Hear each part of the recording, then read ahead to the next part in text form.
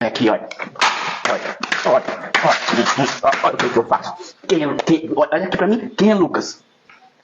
Não, ei, sem gaguejar. Você vai falar pra mim quem é Lucas. Quem é Lucas? É o marido da vizinha. É o quê, neném? É o marido da vizinha. O marido da vizinha? É. E eu acabei de ver uma ligação dele aqui no seu celular, neném, ali em cima do móvel ali, e você vem falar pra mim que é o marido da vizinha? Por que você anda? O que você viu uma ligação onde? Aqui nesse celular aqui. No meu Não, esse celular não é meu, não. E de quem é esse celular? É da vizinha. Ah,